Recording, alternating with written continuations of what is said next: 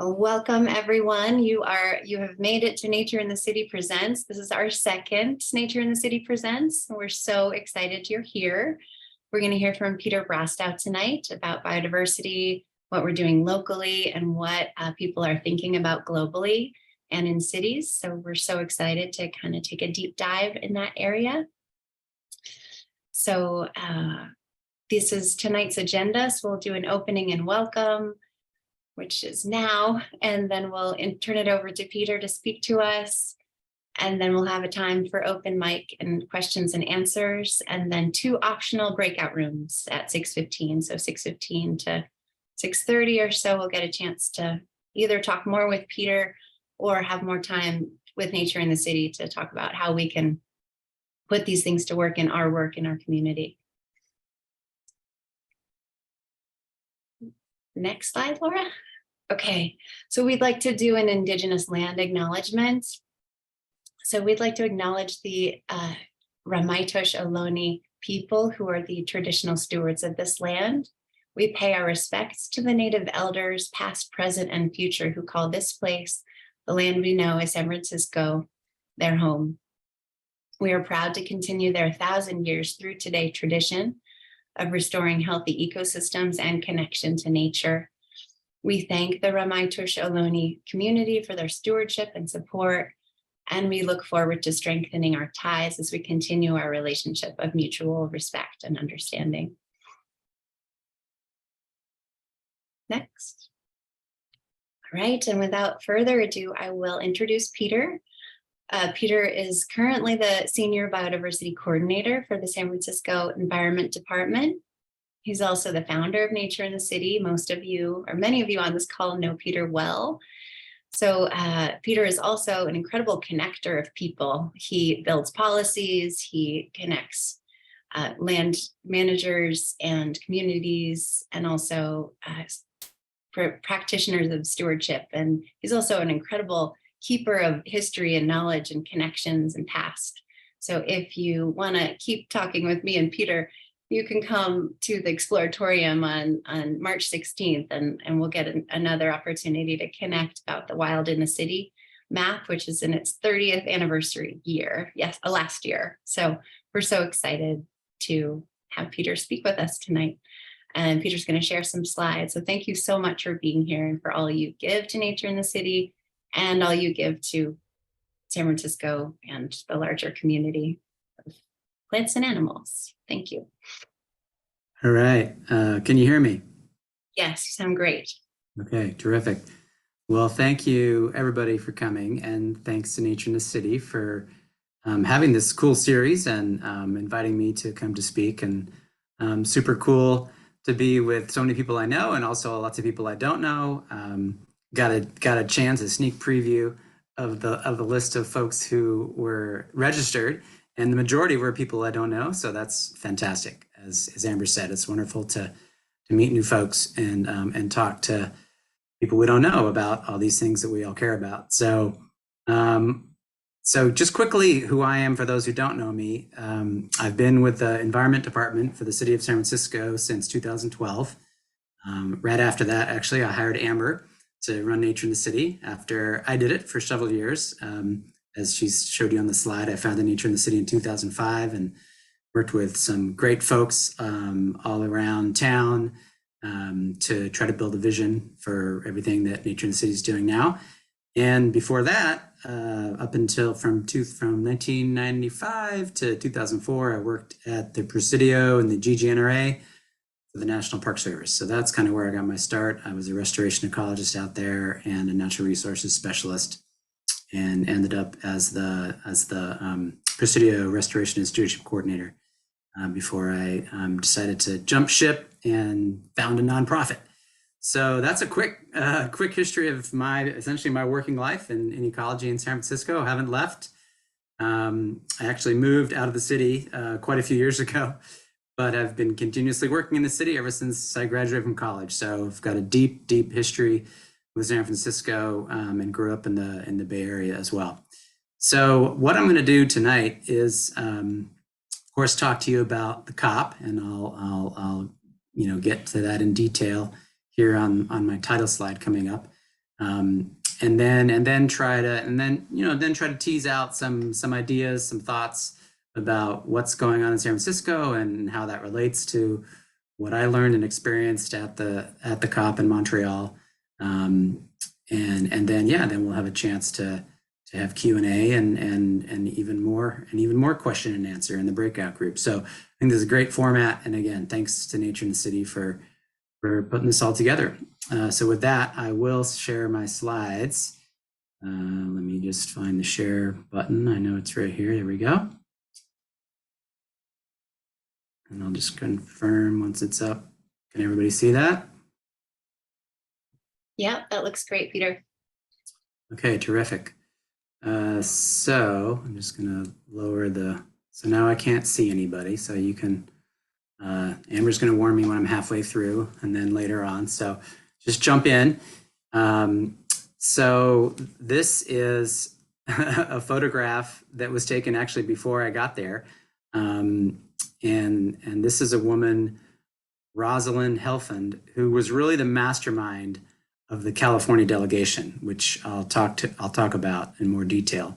But she sent this slide out to a WhatsApp group that she put together for the whole California delegation before I left and when she was there. So it's a beautiful kind of colorful image and a great way to introduce the subject. And since Roz was really the mastermind from the California side, which I'll get into in more detail, I wanted to honor her here in this image.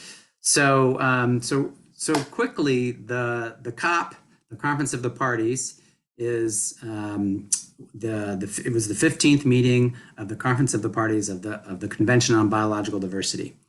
And by the way, I gave a presentation similar to this at our Environment Commission Policy Committee on February 13th. And as part of the packet for that evening, I basically created a report, about an 8-page report about my time. So I think someone's going to put that in the chat, so you can have access to that, and then you can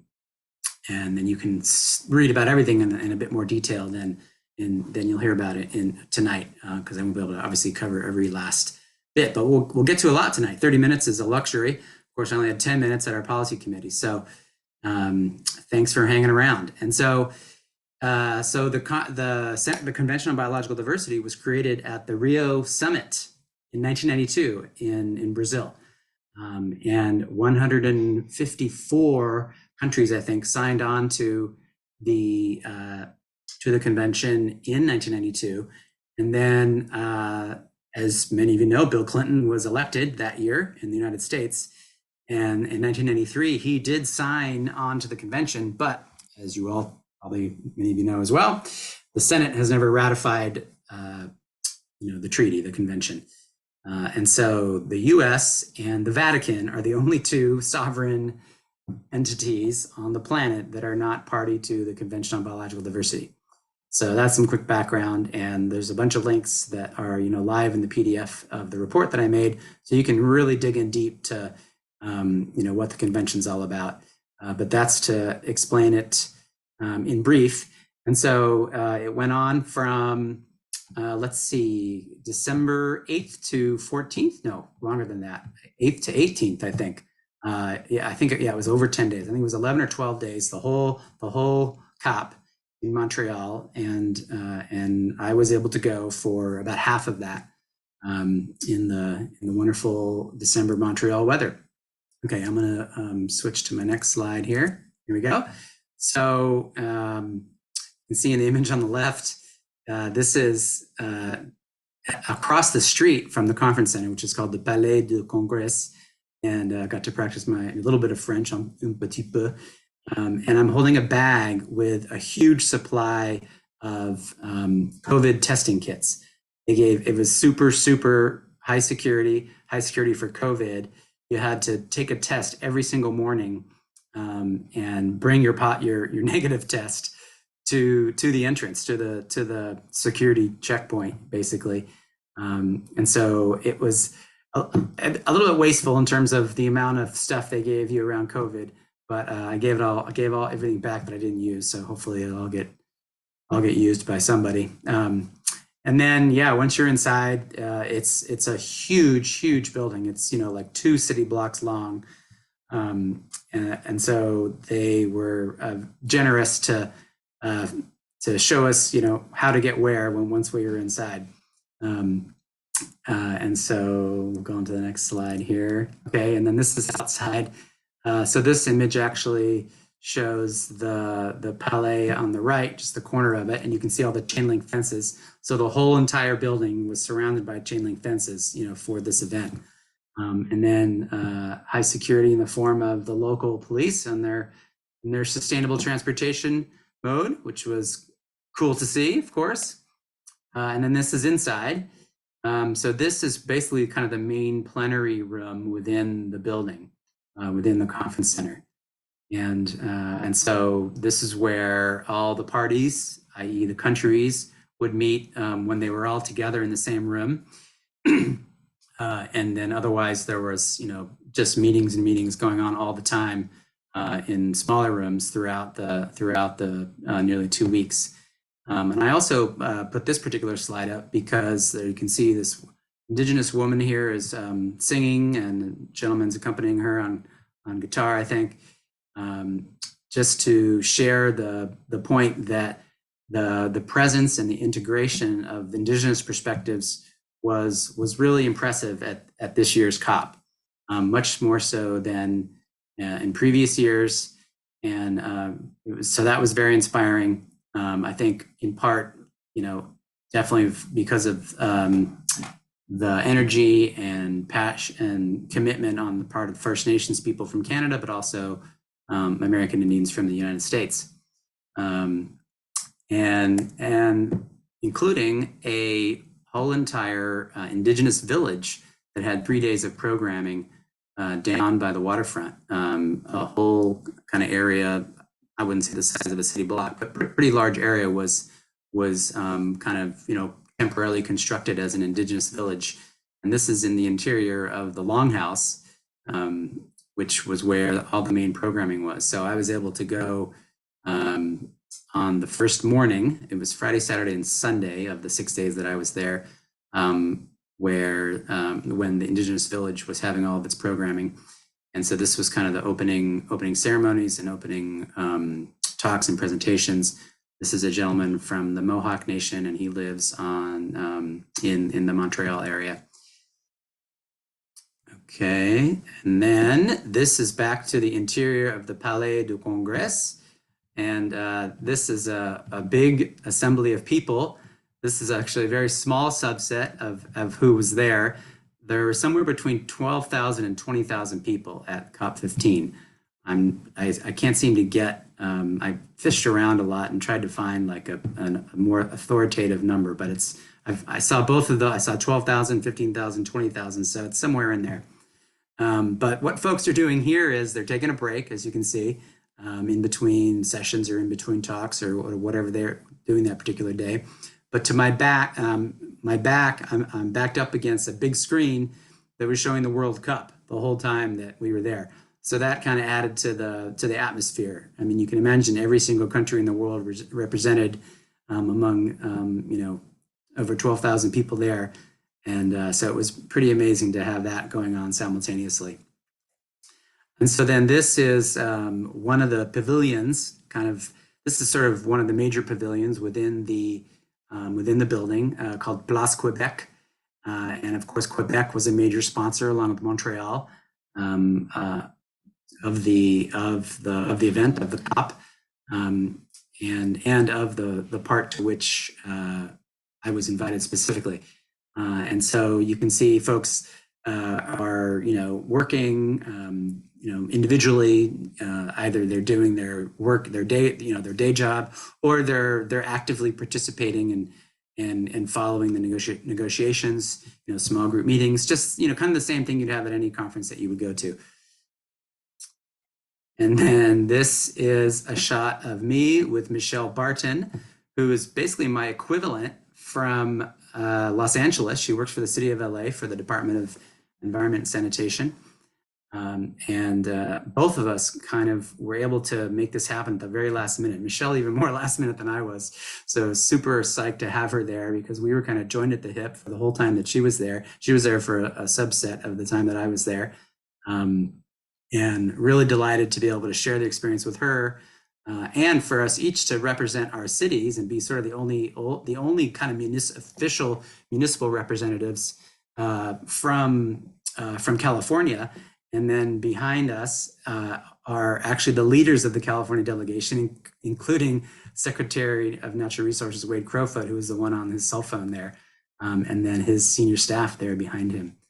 So really, really happy to be able to be part of this delegation, which I guess I said I'll get into more detail here, and to share all that time with Michelle at the COP. So this is the reason that we were specifically invited to the Conference of the Parties. So the whole entire event is to negotiate many things about biodiversity among the parties, among the countries, including the Global Biodiversity Framework.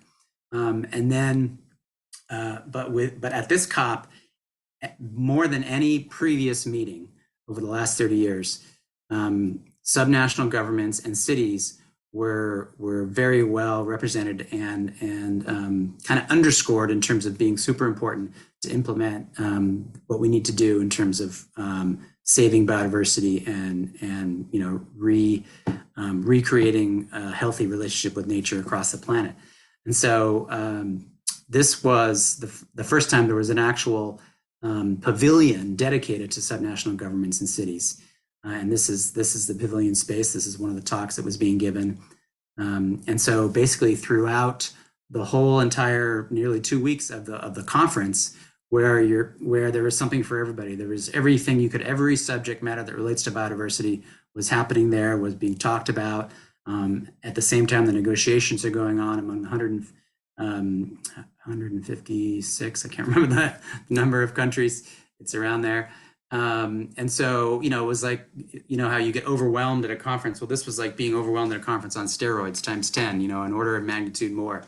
So it was mind-boggling. And so, but for that whole time, every day there were talks happening about urban biodiversity and the role of subnational governments and cities. So that was incredible to be part of that. And then for 2 days, among the whole time, there was this 7th summit, which showed on the previous slide, the 7th summit for subnational governments and cities. And so this was where as many as 80 leaders from regions and cities all around the world came and presented about what's going on in their city. And, we're just trying to inspire everybody about the role of cities and subnational governments in implementing global biodiversity conservation. And so this is the event to which Mayor Breed was specifically invited to speak. So she didn't go, but luckily I was able to go. I didn't have a big speaking role or anything at this event. But I was invited to participate in some other things, which you'll see in a moment. And so, but it was incredible to see the level of the level of commitment at the political level that was happening from all these people from all these places around the world, mayors and governors and high level officials really getting it and speaking about how important it is to restore biodiversity and how it's the other side of the coin in terms of climate action and the climate crisis.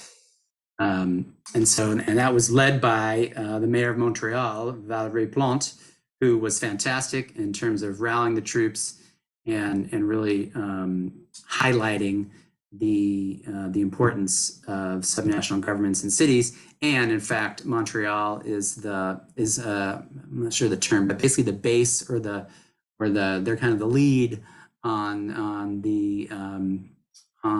this sector of the UN effort to restore biodiversity and the conservation of biodiversity in terms of subnational governments and cities. So they're kind of the seat of that piece of the convention. So she was terrific, and Montreal and Toronto, by the way, are doing amazing things in their cities in terms of working and mainstreaming the restoration of biodiversity. And so, as I said, there were just incredible numbers of talks the whole time, every day, about every aspect of biodiversity worldwide, including within the pavilion for subnational governments and cities, talks about urban nature and urban biodiversity. And this is just one example. This was at the Nature Positive Pavilion that was sponsored by the International Union for the Conservation of Nature, IUCN. You can see the logo down there. And then they gave a presentation. You're halfway through. Just halfway through. Okay, thank you. And then they gave a presentation, and you can see this report from the San Francisco Estuary Institute, which is a really cool scientific organization here in the Bay Area about making nature cities. So it's really cool to see that local Bay Area work highlighted way over there in Montreal. And then there was a whole session on the UN Decade on Ecosystem Restoration. And so this is where I will introduce the term ICLEI, which is a funny acronym for an organization called Local Governments for Sustainability. But they were the ones who actually invited us and who really organized the whole 7th Summit on subnational governments and cities. And so this session highlighted, wow, cities are super important to ecosystem restoration. And so that's what this is all about, the whole summit over the course of the 12 days. And so they have a whole cities biodiversity center, which is based out of their South Africa office. Their basic ICLEI is basically a global nonprofit organization that is sort of the UN partner for local governments and subnational governments. So the California delegation, I'm going to probably talk a little bit faster to make sure I get through all of my slides. So that's Roz again, giving a little orientation to everybody from the California delegation. We were 50 people strong, and like I said, organized by this incredible woman, Rosalind, who basically has her own business. She's a consultant, and she actually wrote her master's thesis on the Convention of Biological Diversity. So she's an incredible person to have leading Californians while we were there. And so this was an event that the leadership of California hosted. So you can see Secretary Crowfoot in the middle there clapping, and his staff put on the California Biodiversity Roundtable. So Michelle and I are actually sitting on the other side of this kind of rectangle of tables. There's also people sitting against the wall. So Michelle and I were actually both invited to speak on behalf of LA and San Francisco, respectively. We didn't get the time to because all of our legislators, which were 7 legislators strong from California, represented there at the COP. Of course, they took up most of the time talking, but it was really great to hear from them and to have such an incredible delegation. So you can see Secretary Wiener, who represents San Francisco, not Secretary, excuse me, State Senator Wiener, who represents San Francisco, and then Assembly Member Phil Ting there on the far right. And then Assembly Member Lauren Friedman, who's kind of sit back a bit. She's from Los Angeles. She really organized the whole delegation to come. So really some incredible leadership to get this political delegation to come from California. And I forgot to mention that California was the only US state who was there as an official observer. And I think the first time that a US state has been to a COP as an official observer. So it was a really significant undertaking, and really California really stepped up and tried to influence the negotiations. Speaking of which, so this is Michelle and I, the photo was taken by Roz actually. We're in one of the meetings where they're talking about one of the targets of the 23 that were approved in the Global Biodiversity Framework. So you can see the gentleman there bent over in front of the microphone. So people from the different countries go up to speak at the microphone and talk about what they think the target should say. So that was really interesting to be, within the middle of those discussions. I didn't go to too many of the negotiation meetings, but this was one that we went to. And then again, really incredible to be part of the California delegation, because Secretary Crowfoot and the representative from Quebec signed a bilateral agreement for California and Quebec to continue some work that they've been doing for years on climate action, and of course, very specifically around collaborating and challenging each other to continue to rise to the mission of conserving biodiversity. And then this was really cool. There we are, looking at the Nature in the City map, the 3rd edition. And I'm showing it to Secretary Crowfoot. This is during when after we finished lunch, and then one of the representatives from China. His staff member, Jen Norris, was just tickled. She was like, "Oh, Peter, I got to get a photograph of this." So that was really fun to be able to show the map to the secretary and to the representative from China. And then one of my proudest moments as a Californian, was the 3rd day of the Indigenous Village. We were down by the waterfront and we stopped by. Michelle and I were with Secretary Crowfoot and his senior staff. And these 2 gentlemen, both of them, or at least one of them, were from the Haida Nation in the far west of Canada. They were talking about their challenges as well as what they've done to take back their community and their land conservation there in Haida Gwaii. And then Secretary Crowfoot was invited to come up and speak, and just really represented California incredibly well. You can see him there with his hand on his heart, and just really appreciating that opportunity, and talking about how it's a long time coming, but California is really trying hard to partner with California Indians and the tribes throughout the state in terms of Indigenous stewardship and integrating traditional and ecological knowledge. So this was some folks who were from the California delegation. I'm going to just go over this quickly, but highlighted by June Bando, who there is 3rd from the left, the relatively new executive director of the California Native Plant Society, and the young gentleman on his knees. He's the mayor of Fairfax, California. I met him. He was also representing an NGO, which is why he was there. He's a cool guy.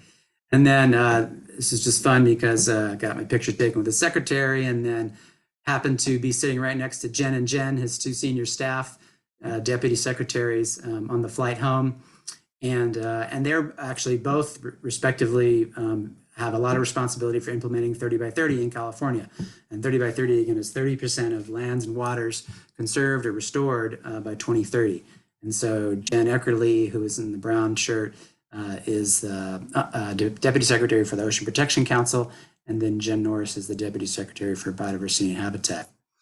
Okay, so switching gears to C40 Cities, which was another event to which Michelle and I were invited, because San Francisco and Los Angeles are both C40 cities. So you can look up what C40 is online, but basically it's kind of an international nonprofit that focuses on climate action and getting cities to implement climate actions. So they recently created an urban nature campaign, or an urban nature accelerator, as they call it, and we signed on to that. And so they decided to have a workshop at the COP.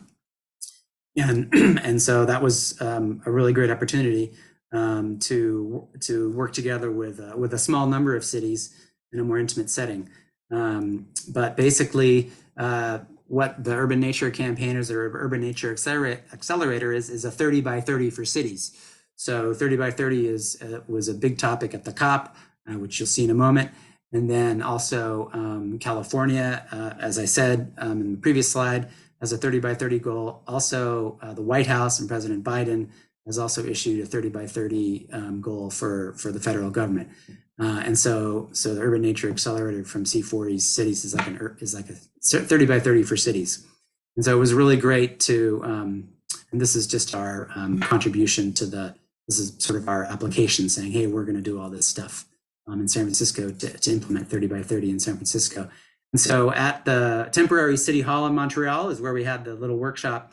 It was really cool because there was only 8 cities who actually made it of the 40 or so who were invited, just because, it was actually very last minute as well. This is a gentleman from Freetown in Sierra Leone. And so he and Michelle are paired up. We did little cities paired up. I was paired up with Paris, where we really got to dig in deep on, what our respective cities are doing. And it was kind of a great break from the huge conference to be in a real, small room with just 8 cities. And we each presented, briefly on our work. And then we had these little breakouts, and it was a really terrific opportunity to learn from each other from cities all around the world. And so that's us celebrating afterwards one evening. And that's Mandy Ickert on the right. And she's actually the lead for, she's kind of the adaptation lead for C40 cities, and actually been in C40 since near its inception. So I didn't realize she's been around international urban climate action for a long time and has really been a great supporter of the cities who have signed on to the Urban Nature Accelerator. Okay, so now we're going to jump into the results of the COP and kind of trying to talk about what that means for San Francisco.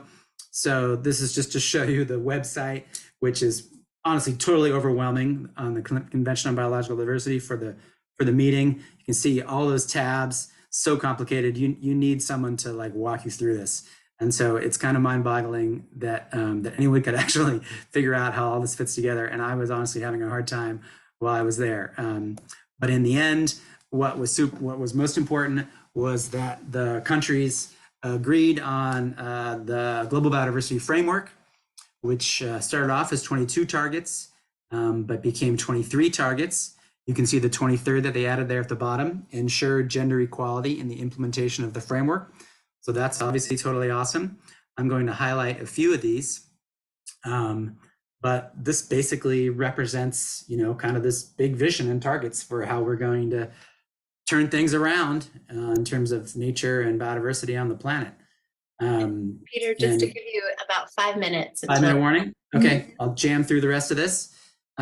So I was going to read a couple of these, but I've got a couple other highlighted in the subsequent slides. So one thing that I need to point out is that among the one analysis that I did do in terms of these targets and how they apply to San Francisco is that in my reading of it and thinking about what we're doing here and what we say we're going to do, I would say 17 of 23 targets do apply to us and what we're doing in San Francisco and what we want to do.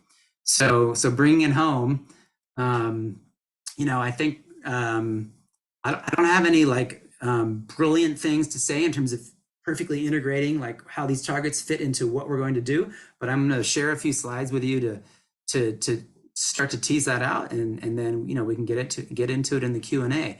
So for sure, we need to continue doing what we're doing, restoring, taking care of the natural areas that we have and the biodiversity that we already have in the city, taking care of our natural areas and our parks, and bringing that diversity into the built environment and creating places for people to connect with nature right outside their door in every neighborhood. This is a goal that we've had in San Francisco for quite a while. And so, I think being at the COP really just was an amazing validation. There's a lot of cities who have not done nearly the things that we've done in San Francisco over the last 3 decades, but there's also some that are quite far ahead of us in terms of policies that they've created, to be honest. And so it was really cool to see that spectrum. But like I said, very validating to know that we're on the right track, and the work that we've been doing for all these years is, fits into what's going on across what we need to be doing across the globe. So specifically on the 30 by 30 target, which was a big theme of the conference and written about in the media, targets 2 and 3 are about 30 by 30. Target 2 is about restoration, and target 3 is about just ongoing conservation of management of lands and oceans by 2030. So those 2 were part of the final targets. And then highlighting these 2 as well. Target 12 is basically the urban target. And you can see they kind of threw in the kitchen sink there. It's kind of funny, but great. This is the kind of stuff that we've been trying to do, some of which we're doing, some of which we have a lot more to do. But here you go. Here's a global target that fits in well with what we have been doing in San Francisco. And then target 11 is a little bit more specific to kind of the intersection with climate action and using nature-based solutions to adapt to mitigate and adapt to climate change. And so I just put this sentence in here, which is the first sentence of our Healthy Ecosystems chapter of the Climate Action Plan, to kind of contrast that with target 11. And the language is very similar. And so, again, really good alignment with what we have been doing in San Francisco and what we say we want to do via our Healthy Ecosystems chapter of our Climate Action Plan. And so just quickly, some initiatives that are happening here in San Francisco right now. I'm turning on my light so I can read my notebook. So I'm going to quickly go through these. and then we'll finish up with a couple, just kind of breeze through the last slides. So there's actually a really amazing convening going on by the California Academy of Sciences, bringing together multiple organizations around, and this is brand new. This is very recent. We've only had 3 meetings around the conservation and restoration of biodiversity in the city and connecting everyone to nature. So, so this is a brand new thing. The Academy is a well-resourced institution. They're doing it as part of their Thriving California campaign.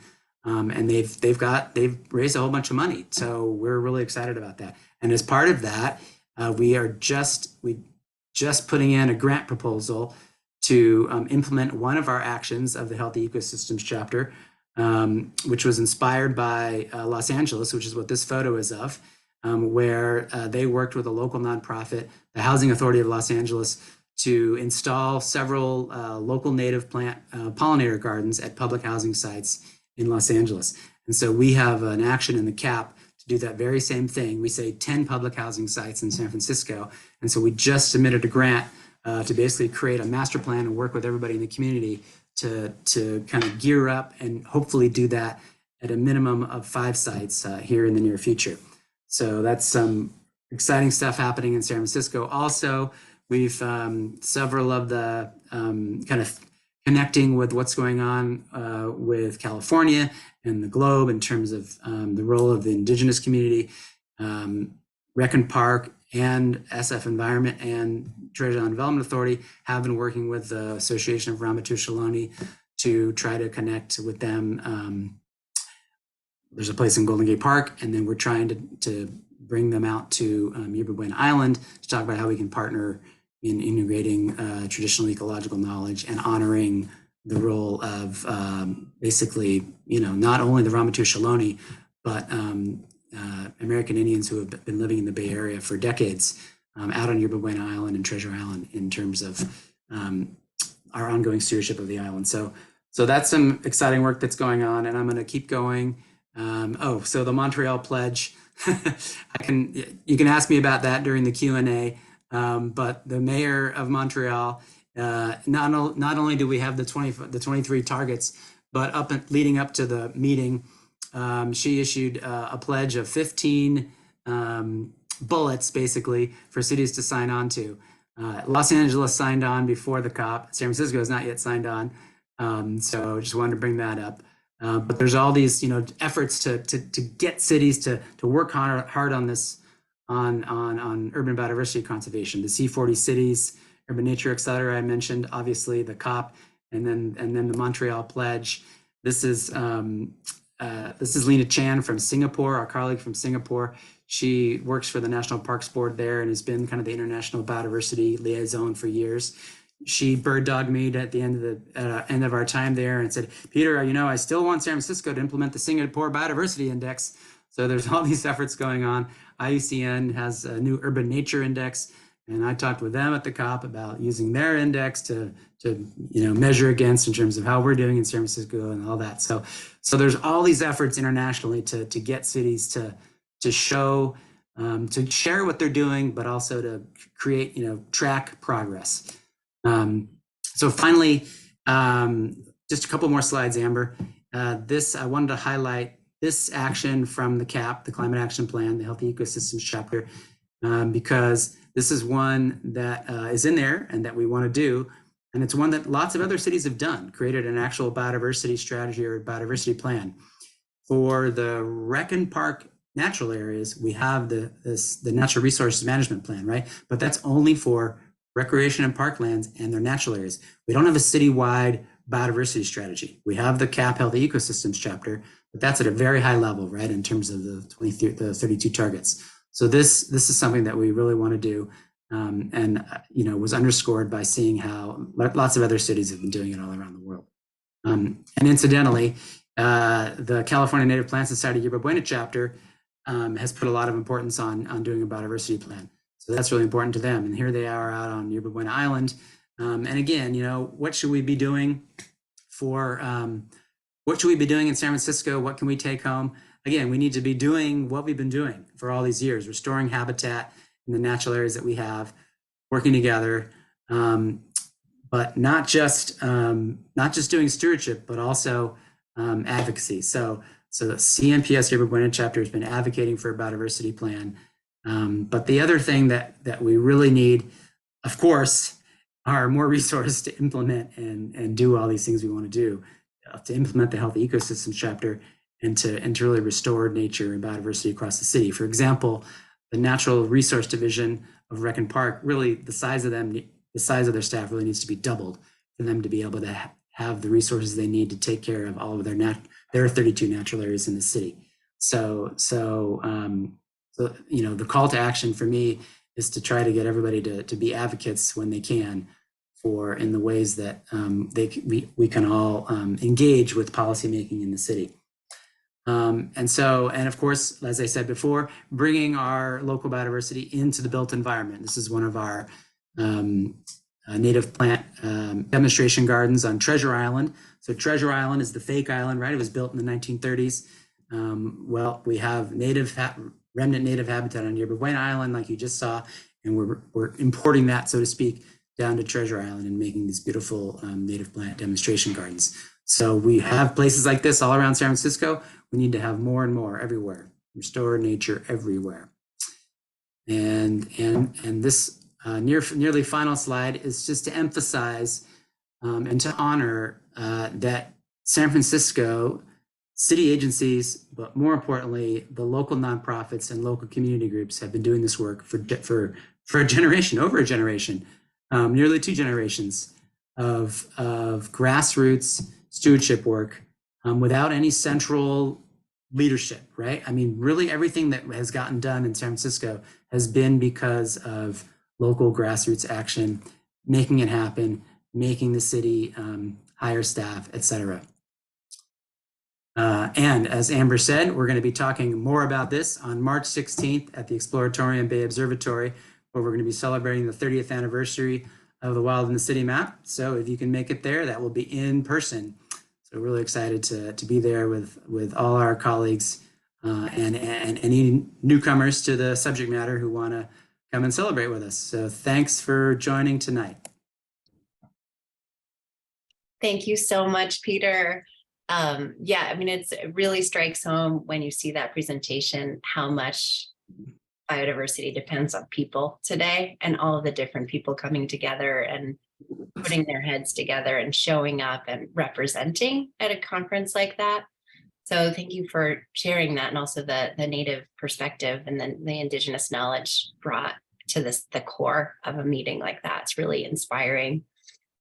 And I know that this is so fresh and new. So as we continue to talk about it, about how San Francisco can implement these things, more will come forward. But a 50-person delegation from California is also so exciting, inspiring. So it's neat to be in a state that really values that in such a clear way.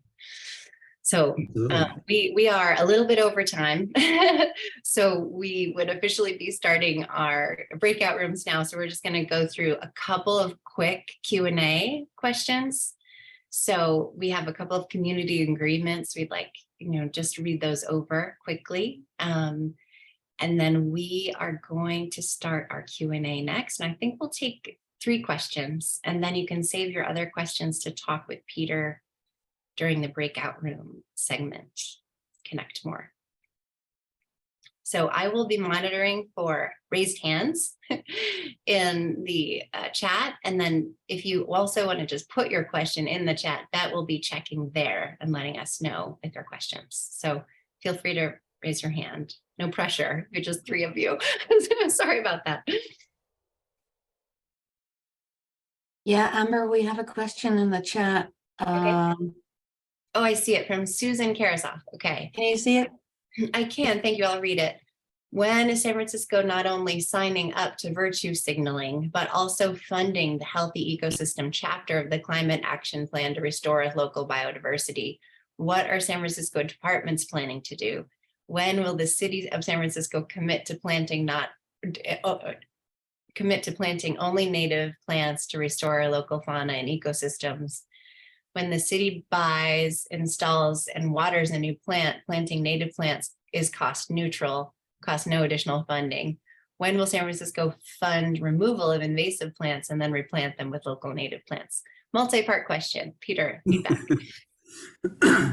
Yeah, I can rely on Susan to supply that long list of questions. Thank you, Susan, for those questions. Yeah, and some of them are, rhetorical in the sense that we want to do all these things. We're making progress on some of these things, and ideally, we would have done all these things by now. But I guess to answer broadly, another thing that just happened, we put together some biodiversity guidelines. The city agencies that I convene in the Biodiversity Interagency Working Group. And those are actually going to be uploaded tomorrow to our website, because on Wednesday, the Board of Supervisors Budget and Finance Committee is going to be considering the update of Chapter 7 of the Environment Code, which is the Municipal Green Building Code. And within that, we have a new piece of code that says each municipal construction project shall follow the city's biodiversity guidelines. So I'm sure Susan will want those guidelines to be even stronger than they are, as do I, as do others here. However, they are a start, and they are going to be connected to a piece of code. So that's an exciting step. And so that's one piece of the puzzle that we've begun to implement. But another thing that we're working on that I also was going to mention is trying to make some progress on one of our other actions from Strategy 6, the Biodiversity in the Built Environment Strategy in the Healthy Ecosystems chapter, which is basically about creating code and incentives for the private sector to plant native plants and to basically restore biodiversity in the city. So we have a group of 4 San Francisco fellows who are working with us over the next several weeks, 2 months, about 3 months. And they're going to do a super deep dive scan of what is going on all around the world in terms of municipal biodiversity policy and ordinances. And that includes consulting with the Yerba Buena chapter, because they've done some of that work of CNPS, the chapter of which Susan is a member. And so, I actually made a note today to connect them with CNPS, who has done some research on that. And so, so not only are we trying to get the city to walk the talk in terms of restoring biodiversity everywhere we can, but also to translate that into what we can do in terms of policymaking in the private sector. So I didn't answer every single one of her questions exactly, but I figured that would help. Yeah, there are a lot of new questions that are popping into the chat. So I'm going to have to be really careful on which one I select so I don't hurt feelings. But I think probably the one that I might select is how can we engage young people in this? Was there a youth delegation at the COP? How can we engage young people and diverse faces and voices into this movement? And then I think we'll want to save the rest for the 2 breakout rooms with Nature in the City and with Peter. Okay, yeah, and I'm gonna I can save will you save the chat too, just so I have those questions for posterity. Yeah, so there was a large youth component at the COP for sure. They're an official. Are they an official major group? I forget. There are these different sectors that are defined as major groups, and to be an official observer at the COP. I don't remember. You can look that up if you get on the. Well, it might be hard to look up, but I'll try to look that up and get back to Nature in the City with that information. But yeah, I mean, just continuing to do all the great work that everybody in the city is doing, whether it's Nature in the City or Literacy for Environmental Justice or Sutro Stewards or Recreation and Parks, many of the different departments have all been really doing land management, land stewardship through an environmental justice lens for decades now. I mean, the National Park Service, the Presidio Trust, you name it. And there's a really fantastic collaborative that's been happening now for several years, which is actually stewarded by Recreation and Parks, which is called San Francisco Children in Nature, and it is very much directed at making nature accessible, in particular to our most vulnerable communities in San Francisco, for everybody. When you walk outside your door, and so we just need to keep doing what we're doing and do more. But all of that is already going on. So if you didn't know about all the work going on to engage youth and families and doing that through a justice lens, then there's a lot to learn about what's happening with respect to that. Great, thank you, Peter. So yeah, we'll save the chat and connect people. But in the meantime, we'd love to know. Nature in the City is trying this series out. We want to know what you think about it. So if you can please click the link for the survey and give us your thoughts or ideas for future topics that you'd really like to hear about. This is a time for us to come together and share and be in dialogue, and also to highlight the things that we want to know more about. So please do that, and go to the next slide, Laura. Before we enter in here, I'd love to give Tom a chance to speak to you. Oh, Tom, you're muted.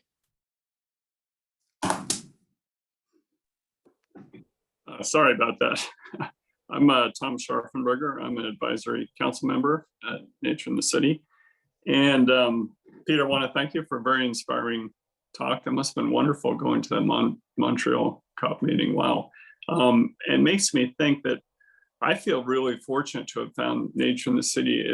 There's so many great nonprofits in the city working on biodiversity, but I think of all of them, Nature in the City is really great. It has so many wonderful programs, and everything from the Climate Core program for youth, the Wild SF, the restoration activities it does. And anyway, I just want to encourage everyone, if you're not already, many of you already are members of Nature in the City. If you aren't yet, please consider becoming a member. I think the $45 will bring you in at the basic level. And there's so many ways you can get involved once you become a member. There are really wonderful walks. There's these kind of presentation talks as well. You can do restoration activities. And there are many other ways of getting involved. And I think, when you think of all these, what Peter brought up, it's so inspiring to see these kind of programs all over the world. But if you really want to get involved right here in San Francisco and do something locally, this is the best way to do it. So please consider continuing to support Nature in the City. Thank you. Thank you so much, Tom. We have people on the call, and I want to honor and recognize people who have given to Nature in the City since our founding on the call tonight, which is really impressive, and brand new people who are members and donors and supporters. So thank you all for joining us tonight, and thank you to our grantors. Some of them are listed here. You can also garden with our gardening program. We try to plant biodiverse spaces, native plants, and bring harmony to your backyard, as well as to these public spaces that we care for with volunteers. And our next Nature in the City Presents will all be all about youth engagement with Nature in the City, or the local nature movement here. So our members will receive early invites to walks and virtual events. So we encourage you to sign up on our website. And with that, we will go into our 2 breakout rooms. So if you'd like to continue the conversation with Peter for another 15 or 20 minutes, you can choose to go into Peter's breakout room. And or if you'd like to come and share what Nature in the City, what suggestions you have for us, what ideas you as a member or community member with us would want to do to implement more biodiversity and strategies and policies here.